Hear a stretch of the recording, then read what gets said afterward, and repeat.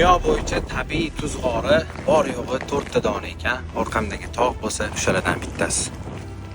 Sizlar bilarmidinglar O'zbekistonda bunaqa joy borligi haqida? Kelinglar men sizlarga bu tuzkon tarixi va foydasi haqida aytib beraman. Xo'jakon tuz g'ori 1989-yilda ochilgan va bunaqa tuzkonlardan dunyoda atigi 4 dona ekan. Bu joy O'zbekiston Respublikasi Surxondaryo viloyati Sherobod tumanida joylashgan ekan. Qolganlari bo'lsa Ukrainada, Ozarbayjonda va Qirg'izistonda joylashgan ekan. Dengiz sathidan 1200 balandlikda joylashgan bu tuzkon ichida 5 ta davolanish xonalari mavjud. Xonalar bir-biridan harorati, namligi, bosimi va mikroelementlari bilan ajralib turadi. Tuzkonga kirishingiz bilan sizni davleningizni o'lchashadi va sizni nima bezovta qilishiga qarab, kerakli xonada ko'pi bilan 2 soatgacha qolishingiz mumkin bo'ladi.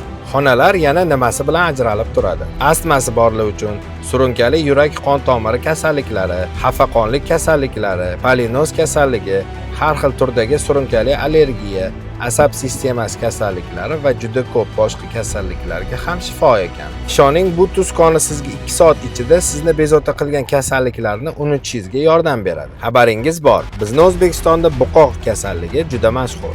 Sababi biz quruqlikda joylashganmiz. Aynan shu sababli ham shu joyga tez-tez kelishingizni maslahat beraman. Bu kasalliklarni siz shu tuz toshlar orqali uyda davolashingiz ham mumkin bo'ladi. Bu haqida keyingi postda gapirib beraman. Video foydali bo'lgan bo'lsa, like va podpiska tugmasini bosib qo'ying. Foydali xabarlardan quruq qolmaysiz.